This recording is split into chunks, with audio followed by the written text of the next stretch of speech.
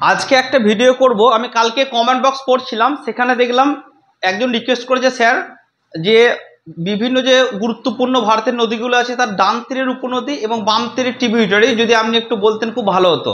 এবং আমিও চিন্তা করলাম এটা পরীক্ষার জন্য কিন্তু সত্যি খুব গুরুত্বপূর্ণ, কারণ এখান থেকে কোশ্চেন পড়ে এক নাম্বার, আর দু নাম্বার এই বিষয়টা কিন্তু অনেক ছাত্রছাত্রীর মধ্যে সমস্যা হয়। তাই আজকে যে ভিডিওটা এনেছি আমি উত্তর ভারতের মেন তিনটে নদী এবং দক্ষিণ ভারতে যে মেন তিনটে নদী আছে সেই নদীর ডান তীরের এবং বাম তীরের উপনদীগুলি শর্টকাট ট্রিক সহ শিখবো। আচ্ছা চলুন তাহলে প্রথমে জিনিসগুলো একটু জেনে নিই।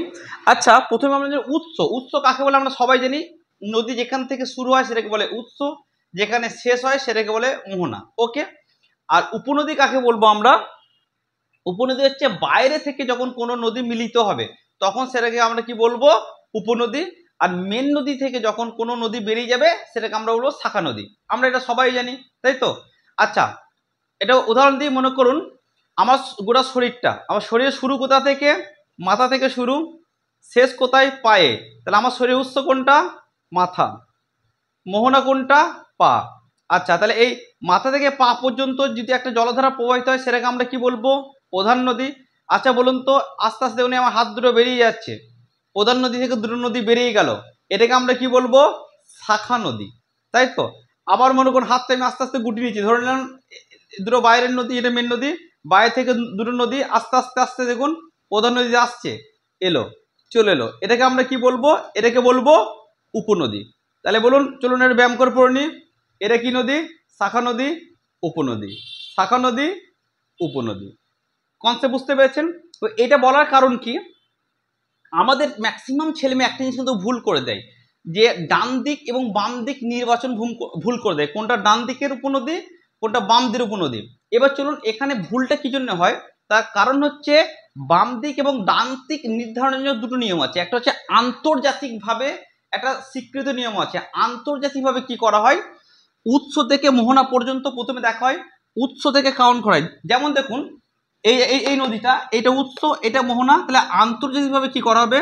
এই উৎস দিকে চলে আসবে। এবার উৎস থেকে এই দিকটা দেখুন ডান দিকে আছে, তাই এটাকে আমরা কি বলবো?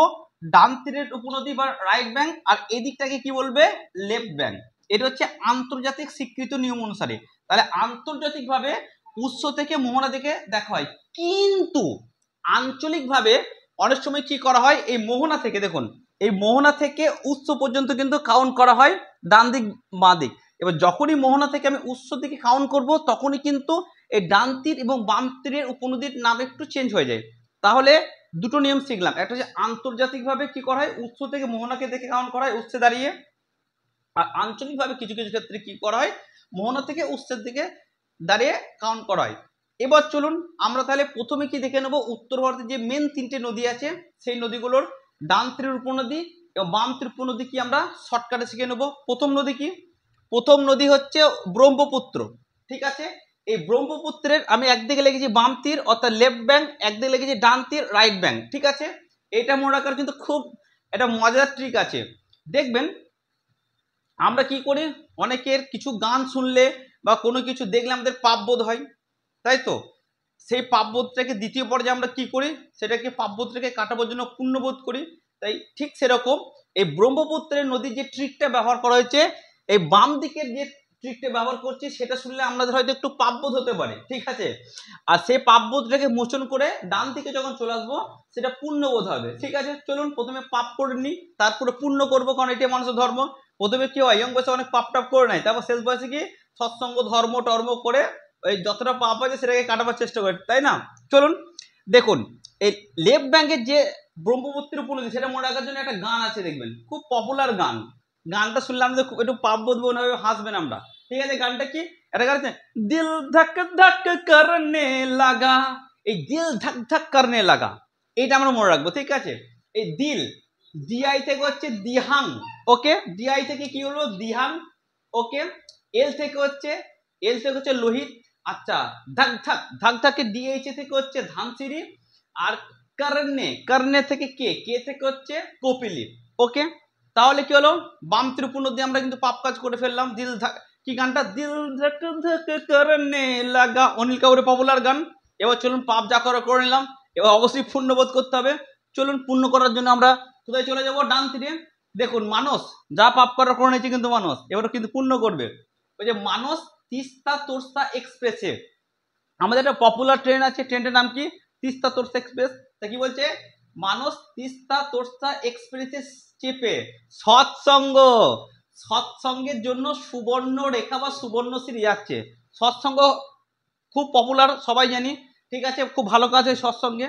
তাহলে এখানে মানুষ থেকে মানুষ হয়ে যাবে, তিস্তা থেকে তিস্তা নদী হয়ে যাবে, তোরসা থেকে তোরসা নদী হয়ে যাবে, সৎসঙ্গ থেকে হচ্ছে সংকোচ, আর সুবর্ণগিরি থেকে হচ্ছে সুবর্ণগিরি। তাহলে আমরা ব্রহ্মপুত্র কিন্তু কমপ্লিট করে ফেললাম। বাম দিকে আমরা কি করলাম? পাপবোধ করলাম। ডান দিকে কি করলাম? পুণ্যবোধ করলাম। এবার চলুন এটা আমরা ম্যাপে দেখে নেব। দেখুন এই ম্যাপের ছবিতে আমরা দেখতে পাচ্ছি যে এই প্রথমে ম্যাপটা এঁকেছি ব্রহ্মপুত্র, দেখুন এখান থেকে এইভাবে যাচ্ছে, ওকে। এই দিক দিয়ে যা হবে ডান তীর উপনদী হবে, এই দিক থেকে হচ্ছে বাম তীর উপনদী হবে।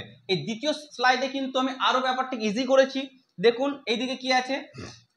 এদিকে আছে কপিলি আছে, ধানসিঁড়ি আছে, দিহং আছে, ঠিক আছে, লোহিত আছে। এইদিকে আছে দেখুন, এদিকে আছে তিস্তা আছে, মানস আছে, ঠিক আছে, সংকোচ আছে, সুবর্ণশ্রী আছে, ঠিক আছে। তাহলে আশা করছি আর ভুল হবে না ব্রহ্মপুত্র। চলুন 2 নম্বরে আমরা চলে আসবো কি আমাদের মেন রিভার গঙ্গা রিভার, ঠিক আছে। গঙ্গা রিভারে আমরা কি দেখবো? প্রথমে বাম দিক দেখে নেবো। আচ্ছা বলুন তো, আমরা যখন ফোন ব্যবহার করি প্রথমে আমরা কি ব্যবহার করেছিলাম? 2G, তারপরে 3G, 4G, 5G। তা এই 3G মোবাইলের ব্যাপারটা আমাদের মনে রাখতে হবে। কি বলছে? রিলায়েন্স 3G কা মালিক হে। রিলায়েন্স 3Gর মালিক সবাই জানি। এই রিলায়েন্স থেকে হচ্ছে কি রামগঙ্গা, রিলায়েন্স থেকে হচ্ছে রামগঙ্গা। এই 3G মানে এখানে 3টে জি থাকবে। প্রথম জি থেকে হচ্ছে গোমতী, আচ্ছা, তারপর দ্বিতীয় জি থেকে হচ্ছে ঘরঘরা, তারপর একটা জি থেকে হচ্ছে গন্ডক, ঠিক আছে। এ কা কা থেকে হয়ে যাবে কি? কা থেকে হচ্ছে কোসি, আর মালিক থেকে কি হয়ে যাবে কি? মহানদী। তাহলে আমরা কি গঙ্গার বাম তীর উপনদী পড়ে ফেললাম। এবার ডান তীর উপনদীগুলো আমরা দেখে নেবো। ডান তীর উপনদী কি? আমরা জানি মা যশোদা, সবাই আমরা নাম শুনেছি মা যশোদা। মা যশোদা নন্দ মহারাজের পত্নী ছিলেন। এই যশোদার ওয়াই এ থেকে হচ্ছে কি যমুনা, ঠিক আছে। এস ও সো থেকে হচ্ছে কি সোন, আর দা ডি এ ডা থেকে হচ্ছে কি দামোদর, আর পদ্নী থেকে হচ্ছে পুনপুন বলে একটা রিভার আছে, ঠিক আছে। তাহলে আমরা গঙ্গা নদীর ডান দিকের এবং বাম দিকের উপনদী কিন্তু আমরা জেনে ফেললাম। এবার চলুন ম্যাপে চলে যাই। প্রথমে কি করছি দেখুন, গোটা ম্যাপটা এঁকেছি। গঙ্গা নদীর টোটাল ফ্লোটাকে দেখানো হয়েছে। এই দিকটা কি হচ্ছে? ডান দিক, এদিকটা হচ্ছে বাম দিক। তাহলে এই দিকে যে উপনদী সেটাকে আমরা ডান তীর উপনদী বলবো, আর এদিক থেকে বাম তীর উপনদী বলবো। চলুন এরপরে আরো সহজভাবে ব্যাপারটা করা হয়েছে। দেখুন এই দিকটা ডান দিক, একটা হচ্ছে যমুনা, সোন, ঠিক আছে, দামোদর। যমুনা, সোন, দামোদর, ঠিক আছে। এটা আর একটা শর্টকাট মনে রাখতে পারেন। দাদু যমুনাকে বলছে এই যমুনা শোন। দাদু কি বলছে? দাদু যমুনাকে ডাকছে, কি করে ডাকবে? দাদু বলবে এই যমুনা শোন। দাদু থেকে দামোদর, যমুনা থেকে যমুনা, সোন থেকে সোন। আচ্ছা এবার এইদিকে দেখুন পরপর দেখে নি। প্রথম এদিকে রামগঙ্গা, তারপর গোমতী, তারপরে ঘরঘরা, তারপরে গন্ডক, তারপরে কোসি, হয়ে গেল। তাহলে আমরা এইভাবে কিন্তু শর্টকাট ট্রিক প্লাস ম্যাপ সহকারে দেখে নিলাম। এবার চলুন 3 নম্বর নদী আমরা দেখবো কি? সিন্ধু, যেগুলো ইন্দাস বলে। ইন্দাসের বাম দিকের উপনদী এবং ডান দিকের উপনদী দেখে নেবো। বাম দিকের যে উপনদীগুলো আছে সেটার মনে রাখার জন্য দুটো ট্রিক আমরা ব্যবহার করব, ঠিক আছে। 1 নম্বর ট্রিক কি বলছে? জয় সিয়ারাম বলো সারে। জয় সিয়ারাম সবাই কি বলতে হবে? কি বলতে হবে? জয় সিয়ারাম, ওকে, বলো সারে। জয় থেকে হচ্ছে ঝিলাম, জয় থেকে ঝিলাম মানে হচ্ছে বাংলায় বিতস্ততা। সিয়া থেকে হচ্ছে চেনাব মানে হচ্ছে চন্দ্রভাগা। রাম থেকে হচ্ছে রবি মানে হচ্ছে ইরাবতী। বলো থেকে হচ্ছে বিপস মানে বিপাশা, নায়িকা আছে কিন্তু। আচ্ছা সাড়ে থেকে হচ্ছে শতদ্র, শতদ্র। এটা কিন্তু চলে গেল ইংলিশ ট্রিক, ঠিক আছে। এবার বাংলায়, ঠিক আছে, বাংলায় আমরা কি করে মনে রাখবো? চাঁদের মতো দেখতে ইরাবতী বিবির পায়ে 100 কোটি প্রণাম। চাঁদ থেকে হচ্ছে চন্দ্রভাগা, ইরাবতী থেকে ইরাবতীর বিবির প্রথম ব থেকে হচ্ছে বিতস্ততা, পরের ব থেকে হচ্ছে বিপাশা, ওকে, আর 100 কোটি থেকে হচ্ছে কি শতদ্র। তাহলে আমরা কি সিন্ধু নদীর বাম তীর উপনদী দেখে নিলাম। এবার চলুন ডান তীর উপনদীর ট্রিকটা আমরা দেখে নেবো, ঠিক আছে। আমরা বলি না কেউ কোনো পাপ কাজ করলে এই পুলিশ বলে না আসামিকে এই শিগগিরই কবুল কর, এর মনে রাখবো শিগগিরই কবুল কর। শিগগিরই শিখ থেকে হচ্ছে সিয়ক, গিরি থেকে হচ্ছে গিরগিট, কবুল থেকে হচ্ছে কাবুল। তাহলে এইভাবে আমরা শর্টকাট ট্রিকের সাহায্যে কি সিন্ধু নদীর বাম তীর এবং ডান তীর উপনদী দেখে নিলাম। এবার চলুন এটাকে ম্যাপে আমরা দেখে নেবো। এই যে দেখুন ম্যাপ এঁকেছি, এটা কিন্তু খুব মানে জটিল বিষয়। এই সিন্ধু নদীর ম্যাপটাকে একটু মনে রাখা। চলুন দেখুন, এখানে 1 নাম্বার কি আছে, বিতস্ততা। এখানে যে এই যে নদীটা প্রথম হচ্ছে, এই নদীর এই যে লাল রঙের নদী, এটা টোটাল সিন্ধু দিয়ে গেছে। এই যে 1 নাম্বারটা, এটা কি হচ্ছে বিতস্ততা। এই যে 2 নাম্বার যেটা দিয়ে আছে, এটা হচ্ছে কি চন্দ্রভাগা। এই যে 3 নাম্বারটা দিয়ে আছে, এই 3 নাম্বার, এই 3 নাম্বার হচ্ছে ইরাবতী। আচ্ছা, তারপরে এই যে 4 নাম্বারটা আছে, 4 নাম্বারটা হচ্ছে সতলজ, এবং এই যে 5 নাম্বার আছে, এটা হচ্ছে বিপাশা। ওকে, তাহলে এইদিকে বাম তীরগুলো জেনে নিলাম। এবার ডান তীরগুলো দেখুন, এই যে এটা হচ্ছে গিলগিট, আচ্ছা এটা হচ্ছে সিয়ক, ঠিক আছে, এটা হচ্ছে সিগার। তাহলে আমরা কিন্তু এইভাবে উত্তর ভারতের নদীগুলিকে শর্টকাট ট্রিকের সাহায্যে এবং ম্যাপ দেখে দেখে যদি মনে রাখি, তাহলে কিন্তু পরীক্ষার হলে এখান থেকে যদি কোশ্চেন দেয়, পরীক্ষায় ভুল হবে না। এখান থেকে কোশ্চেন কিভাবে পড়ে, দু রকম 3 রকম কোশ্চেন পড়তে পারে। এক হচ্ছে প্রত্যেকটা নদীর ডান তীরের উপনদীর নাম বলতে পারে, বাম তীরের উপনদীর নাম বলতে পারে, এইভাবে বলতে পারে। 2 নম্বর পরপর সাজিয়ে বলতে পারে, east to west, west to east সাজিয়ে সাজিয়ে বলতে পারে। বা 3 নম্বর হচ্ছে পরপর উপর থেকে নিচে সাজাতে বলতে পারে, কিংবা ম্যাপে ড্রয়িং দিয়ে দিবে, দিয়ে বলবে যে এই 1 2 3 করে নাম্বার দিয়ে বলবে 1 2 3 নদীগুলোকে পরপর সাজাও। কিংবা এরকম বলতে পারে 2 নম্বর নদীটার নাম কি, এরকম বলতে পারে। ঠিক আছে। কিংবা আরেকটা বলতে পারে যে এর সব থেকে বড় উপনদীর নাম কি, সব থেকে ছোট শাখা নদীর নাম কি, এগুলো মেন মেন নদীর নাম কি, এগুলো পড়তে পারে। ওই সংক্রান্ত ভিডিও পরবর্তীকালে আসবো। তাহলে এখানে আমরা শিখে নিলাম কি উত্তর ভারতের যে মেন 3টে নদী সেটা শিখে নিলাম। এরপর আমরা শিখবো দক্ষিণ ভারতের নদীগুলো। আমরা দক্ষিণ ভারতের যে মেন নদী 3টে আছে, ঠিক আছে, গোদাবরী, কৃষ্ণা, কাবেরী, এই 3টে নদীর আমরা ডান তীরের এবং বাম তীরের উপনদীগুলো দেখে নেবো। আচ্ছা, ম্যাক্সিমাম ছেলেমেয়ে ভুল করে, কি ভুল করে বলুন তো? দেখবেন দক্ষিণ ভারতের মেন 3টে নদী, কোন নদীর লোকেশন কি আছে। আচ্ছা বলুন তো, কৃষ্ণ ঠাকুর কি হয়, সবারই মাঝখানে থাকেন, তাই তো? ঠিক বললাম। তাই দক্ষিণ ভারতে এই 3টে নদী আছে, তাহলে কৃষ্ণ ঠাকুর সবারই মাঝখানে থাকবে, তাহলে মাঝখানের নদীটার নাম কি হবে? কৃষ্ণা নদী। এই মাঝখানে যে নদী থাকবে তার নাম হবে কৃষ্ণা নদী। ওকে, আচ্ছা, আর একটা কি, ওপরে যে নদীটা থাকবে সেটা মেন যে গঙ্গা নদী, আমাদের উত্তর ভারতের মেন যে গঙ্গা নদী, তার দক্ষিণে অবস্থিত। তাই গয়ে গঙ্গা, গয়ে গোদাবরী, মানে গঙ্গার পরে যেটা থাকবে দক্ষিণ ভারতের নদী সেটা হচ্ছে কি গোদাবরী নদী। আর যেটা পড়ে থাকলো একেবারে নিচে, সেটার নাম কি হচ্ছে? কাবেরী নদী। ওকে, আচ্ছা, এখানে একটা জিনিস কনফিউজ আছে, কনফিউজটা একটু দূর করে দিই, ঠিক আছে। আমাদের অনেক বই আছে, এমনকি আমার প্রথম বই আছে, পরবর্তীকালে আমি আরো পড়াশোনা করে যেটা আপডেট জেনেছি সেই তথ্যটাই বলছি, যে দক্ষিণ ভারতের গঙ্গা কাকে বলে। ভালো করে শুনবেন, দক্ষিণ ভারতের গঙ্গা অর্থাৎ যদি বলে Ganga of south India, Ganga of south India, এই টপিকটা যদি হয় গঙ্গা অফ সাউথ ইন্ডিয়া, দক্ষিণ ভারতের গঙ্গা, তখন সবাই বলবেন কাবেরী নদী। কি জন্য কাবেরী নদী? না, কাবেরী নদী পুরোপুরি দক্ষিণ ভারতে অবস্থিত, তাই এটাকে বলা হয় দক্ষিণ ভারতের Ganga, Ganga of south India. India যেখানে কথাটা লেখা থাকবে সেখানে উত্তর হবে কি কাবেরী। ওকে, আর গোদাবরী নদী মূল যে গঙ্গা নদী, সেই মূল গঙ্গা নদী দক্ষিণে অবস্থিত, দক্ষিণ দিকে অবস্থিত, তাই গোদাবরীকে বলে দক্ষিণী গঙ্গা। কি বলা হয়? দক্ষিণী গঙ্গা। গোদাবরীকে কি বলে? দক্ষিণী গঙ্গা। এটা উত্তর কি হবে? গোদাবরী। ঠিক আছে, এটা উত্তর কি হবে? গোদাবরী। ঠিক আছে। আর এই যে মাঝখানে যে কৃষ্ণা আছে, কৃষ্ণাকে বলে দাক্ষিণাত্যের গঙ্গা। কি বলা হয়? দাক্ষিণাত্যের গঙ্গা। দাক্ষিণাত্যের গঙ্গাকে বলা হয় কৃষ্ণা। তাহলে আমরা কি দেখবো? দক্ষিণ ভারতের গঙ্গা হচ্ছে Kaveri, Ganga of south India, ঠিক আছে, দক্ষিণী গঙ্গা, ঠিক আছে। তখন সেটা আমরা কি বলবো? সাউথ গঙ্গা, তখন সেটা বলবো কি? গোদাবরী। আর দাক্ষিণাত্যের গঙ্গা তখন কি হবে? কৃষ্ণা। এই তথ্যটা বিভিন্ন বাংলা বই বিভিন্ন রকম আছে, আমার যে প্রথম বই আছে সেটা কিন্তু আমি যা জানতাম সেই অনুযায়ী আমি ইনফরমেশন দিয়েছিলাম। কিন্তু পরবর্তীকালে আমি যে সমস্ত ভালো ভালো ইংলিশ মিডিয়ামের স্যার আছে বা যারা হিন্দি স্যার আছে, খান স্যার, তারপর আরো অনেক ভালো ভালো যে প্রমুখ স্যার আছে, তাদের কাছ থেকে আমি যা শিখেছি বা যে ভিডিও দেখে যারা শিখেছি, বা চ্যাট জিপিটি বা জিমিনি, ঠিক আছে, মানে মেন যে সোর্সগুলো থেকে আমি স্টাডি করেছি, তো সেই জ্ঞান থেকে কিন্তু আমি আজকে এটা পড়ালাম, যে খান স্যার, তারপর জিমিনি, চ্যাট জিপিটি এবং আরও ভূগোলের ভালো ভালো দিগ্গজ স্যার, এলাহাবাদ ইউনিভার্সিটির এস এস ওজা স্যার আছেন, ওনাদের কাছ থেকে আমি যেটা পরবর্তীকালে তথ্য পেয়েছি, তাতে আমি এটা জেনেছি যে গঙ্গা অফ সাউথ ইন্ডিয়া, দক্ষিণ ভারতের গঙ্গা হবে কাবেরী, আচ্ছা দক্ষিণী গঙ্গা হবে গোদাবরী, আর দাক্ষিণাত্যের গঙ্গা হবে কৃষ্ণা। ঠিক আছে, তাই আমি প্রথম বইটা যখন লিখেছিলাম আমার জ্ঞান খুব সীমিত ছিল, তাই আমি সেই জ্ঞান অনুযায়ী কিন্তু একটু ভুল তথ্য দিয়েছিলাম। ভূগোল হচ্ছে ডাইনামিক সাবজেক্ট, আমি তখন যতটা জানতাম সেই অনুযায়ী লিখেছিলাম। পরবর্তীকালে আমি তথ্য যত আরও বেশি সমৃদ্ধ করতে পেরেছি এবং আমার যেটা অথেন্টিকেট মনে হয়েছে, খান স্যার মানে সবাই চিনেন, সেই হিসেবে কিন্তু আমি তথ্যটাকে সংযোজন করেছি। ঠিক আছে, আশা করছি পরীক্ষা হলে এটা পড়লে আমরা এরপর আর ভুল হবে না। ওকে, এবার চলুন মূল আলোচনায় আমাদের ফিরে আসা যাক। তাহলে আমরা প্রথমে দেখে নেব গোদাবরী। গোদাবরী নদীর বাম তীর উপনদী আর ডান তীর উপনদী মনে রাখবো। আচ্ছা দেখবেন যারা ভিআইপি লোক হয় তারা কিন্তু ঠিক আছে যখন মদ খায় তখন কি বলে ওয়াইন খাচ্ছে, আর যখন গরিব লোক হয় বলে মদ খাচ্ছে লোকটা।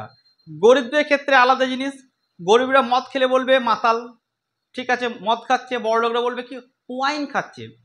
আচ্ছা গরিবরা যখন ব্যাংক থেকে টাকা লাই বলে সুদখোর বা সুদ খাচ্ছে, আর বড় লোক হলে কি বলে ইন্টারেস্ট নিচ্ছে। আচ্ছা জমি যখন বিক্রি করবে গরিবরা বলবে কি, গরিবদের ক্ষেত্রে কি বলে জমির দালাল, বড়দের ক্ষেত্রে কি হবে এ তো ব্রোকার, কাজ এক টাম আলাদা। এবার দেখুন বড় লোকরা মদ খেলে কিছু করার নাই, ওদের ভাষা আলাদা হয়ে যাবে, এটা মনে রাখবো আমরা।